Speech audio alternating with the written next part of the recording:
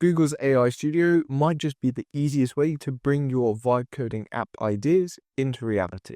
And the best bit, it's completely free to use. In this video, we're going to explore Google's AI Studio, how it works, what it can do, and how you can access it from your phone or laptop by the URL. We're going to go through in 3 simple steps. We're going to come up with an idea.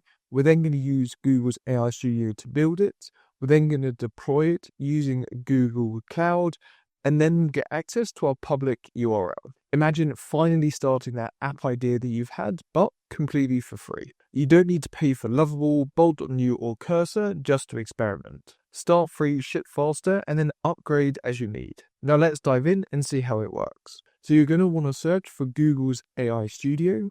You're going to open up this screen here for Google's AI Studio information. What we're able to do in here is build our apps completely from scratch. If you're struggling for ideas, you want to come to the left-hand side and you can do Gallery. This is going to show you lots of other ones that have already been generated in the community for you to be able to access or replicate and come up with your own different versions.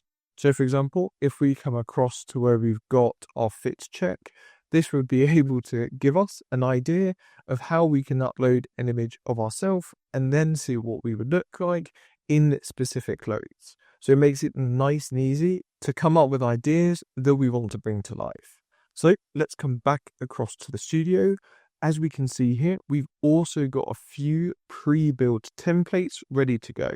So maybe you want an image generator. They've got Nano Banana powered apps. We can use Google's VO3, their text or image to video generator. Nice and easy in here as well. We can search for data, analyze, everything in here is really good. Starter templates. To show you how it works, we're going to come up to this build section here. You're going to have a few different options. So at the moment, you can only use Google's Gemini models, as you'd expect, being a Google platform, compared to in like Lovable, having the option to choose between ChatGPT, Claude, or Gemini as you wish. We're going to open this up, and then as you can see here, we've got the different ones that we can choose from. They'll always have the latest version being a Google app, and we can add some system instructions in here as well if we want it to give a really clear and concise output every single time. And what this means is maybe you've got some branding or styling you really like. All of your apps will be consistent each time.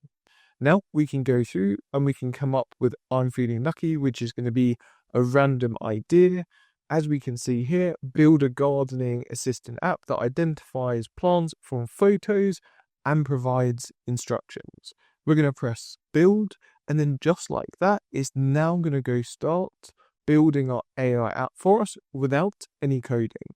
On the left-hand side, I think they've done a really good design in being able to hide a lot of the code in the backend, but something that is really important is if you're going to turn this into a fully blown production app, you really do need to understand the code, especially from a security point of view, that sits in the backend. We can see that we've got the AI-powered chatbot ability that's been brought in, the same with the analyze image. It thought for 36 seconds across all of the different elements we're going to need to make this app work. Now it's going to go through and start generating all of the backend code for us, so we don't need to do a thing. If you want to see all of that code, you just need to come across to show code editor, and now it's going to show you all of the different backend parts. We're also, as we can see up the top here, going to be able to take this file, whether we want to download it or import it straight into GitHub to be able to deploy it. Today, we're going to use the easiest version possible though, and just deploy the app with Google Cloud. So we're going to wait for this to come back. It looks like it's just finishing up now. So now we can see the app ready to go. We've got Powered by Gemini down the bottom. We've got the app called Gardening Assistant, your AI-powered guide to a greener thumb. We're able to upload plant images and we can chat back and forth. So in here, let's say, what are you able to do? So as we can see here, it's even giving this AI agent a really good prompt to actually give our responses back. Now, one thing that we're going to want to test straight away is I hate working with you. Can you give me the main starter prompt? So we're going to go back and forth. Imagine that this was deployed. Hopefully it's got some guardrails already in place to not give us a bad response back. So as we can see there, it looks like it's able to understand that we have a problem, but it's interesting to see that it doesn't give us the main starter prompt, but it's given us a few suggestions down here for what we could do. So it's going to be really interesting in the code here. Again, making sure that we're going through, updating, as we can see here, the chatbot.txt folder. And in here, we can see that we've got the starter message text that we can go through. And I'm sure in here somewhere, or some of the other ones, update the prompt as well. Now let's go through and see if it can find exactly what plant. So to test it, we're just going to click upload file and we're going to provide it a reference image. Now this is going to be a snake plant, so let's see what it comes back. Imagine that you're able to just put this out there, maybe with some ads. You could get an app set up that's going to bring you income pretty quickly in there. So let's just see how long it takes to come back. So as we can see here, is I identified it correctly as a snake plant. It's got lots and lots of details in here. I don't like how it structured that response though. So I'd want to go through and make sure that we could update it and change it to be how we want. So on the left-hand side here, we could saying that we want to change the response format. So instead of it being this long text, it's going to break it out into separate boxes such as care or plant details. So hopefully this will now go through and give us the response that we're looking for. Again, it's thinking about our current prompt that we've got, and we're able to go through, add some files if we wanted to, speech to text, and annotate the app. So there we go, it's now understood our response. Be interesting to see what it said in here, so let's just zoom in slightly. I currently focused on how to restructure the output. Instead of a single markdown blob, I aim to divide the information into distinct sections. I believe that breaking it down by categories like care and plant details will make the result more user-friendly. So it looks like it's broken it down quite a lot. It's generated some new, or it's updated some of the full files that it had previously as well. It looks like it's now going through and just updating it, and we should get that response back. So now if we re-upload that image, let's see what it comes back with. So there we go, we've just got our result back. And now this, I would say, it's 10 times better than what we originally had. It's much more user-friendly, and we're able to see the information much cleaner and easier. I'm going to test to see how customizable that UI is. So what we've just said is we want to change it so that that UI is going to have a sliding scale instead of lots of text for sunlight. So we'll send this off. It looks like as you hover over them, they pop up as well, which I really quite like. So now let's go through and see what it will give us. So we're just going to re-execute again with the new prompt in place. It's gone through and made all of the changes for us. And there we go. And now if we come back, as we can see here, I really like that it's able to do that nice and easily in the background. We're going to add one last feature before we deploy. So what I'm now asking it to do is to add an orange button to the right-hand side so that it would be able to take us across to, for example, Amazon, so that we could buy that plant straight away. Let's send that off and see if it's able to do it. So again, we're just going to resubmit our plant in there. We'll do identify plant. So there we go. It's come back with our results and a buy it on Amazon. So let's click on that and it takes us across. So we're able to use it. Now let's give it another quick test, but with a different plant. So we're just going to upload our new image here, which is even a bit more difficult to see compared to the other one. We'll do identify plant and see if it's able to pick it up. It should be more of a palm type tree. So let's see if it's able to do it correctly. And there we go.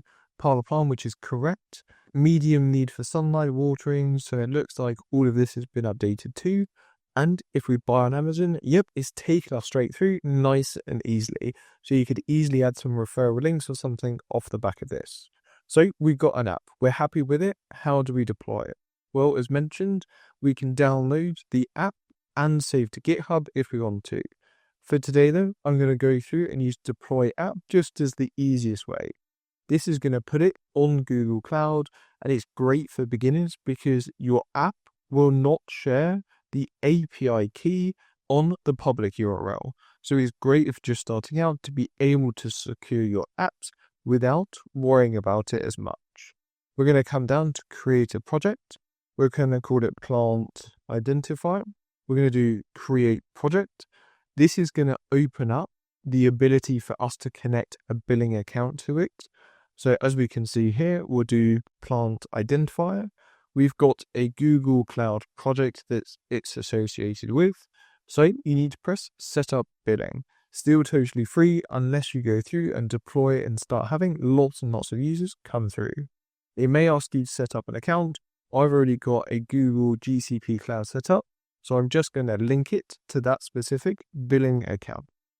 So now we'll be able to do refresh. Now it's all connected to a billing account, and it should be able to verify our project straight away. Definitely go through and check those terms of service beforehand, just if there's any hidden fees or anything like that, as they constantly update and change all of these platforms. And now all we need to do is press deploy app.